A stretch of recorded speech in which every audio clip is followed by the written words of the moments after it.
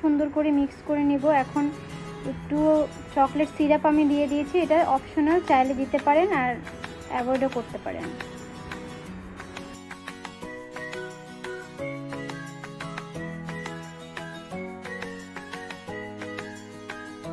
এখন একটা বেকিং ট্রেতে আমি মিশ্রণটুকু ঢেলে নিচ্ছি। এটাকে ভালো মতো ট্যাপ করতে হবে যাতে করে কোনো বাবলস না থাকে এবং মিশ্রণটা যাতে সমানভাবে চারদিকে ছড়িয়ে থাকে। এখন আমি এটা ওভেনে 180 ডিগ্রি ফারেনহাইটে আমি 10 মিনিটের জন্য বেক করতে দিয়েছি। একটা ডিমের সাদা অংশ নিয়ে নিয়েছি ডাবল বয়লারে এবং এটা ভালো মতো নাড়তে হবে যাতে করে এটা নিচে না লেগে যায়।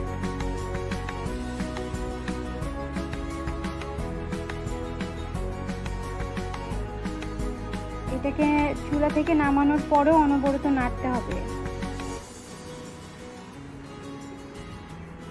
ঠান্ডা হয়ে এলে আমি বিট করছি এটাকে ভালো মতো, প্রায় 5 মিনিটের মতো এটাকে ভালো মতো বিট করতে হবে।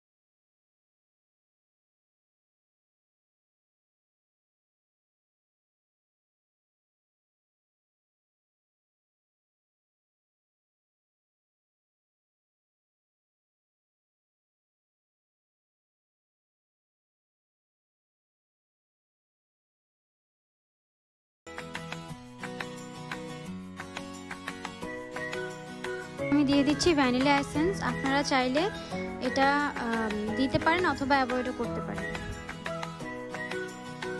এখানে আমি চিনি অল্প অল্প করে মিক্স করছি আর বিট করছি।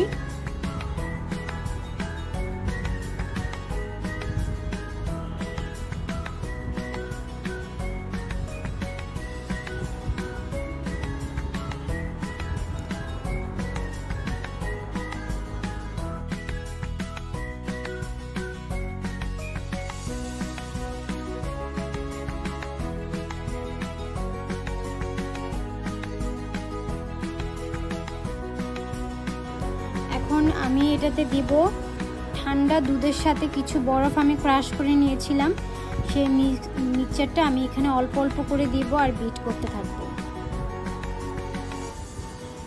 আপনারা চাইলে শুধু ঠান্ডা পানিও দিতে পারেন, বরফও দিতে পারেন ক্রাশ করে, অথবা ঠান্ডা দুধও দিতে পারেন।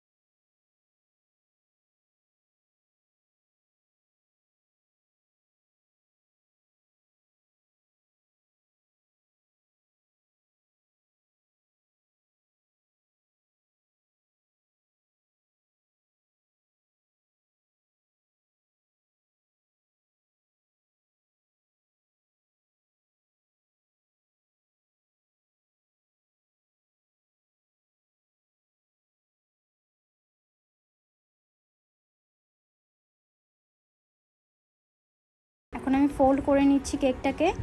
এভাবে ফোল্ড করে র্যাপ করে এটাকে আমি ফ্রিজে রেখে দিব, নর্মাল ফ্রিজে 10 মিনিটের জন্য রেখে দিব। এরপর 10 মিনিট পরে বের করে এভাবে কেটে কেটে সুন্দর করে এটা সার্ভ করব। ঠিক আছে, আজকে এই পর্যন্তই। সবাই ভালো থাকেন, ইনশাল্লাহ আবার দেখা হবে নেক্সট ভিডিওতে।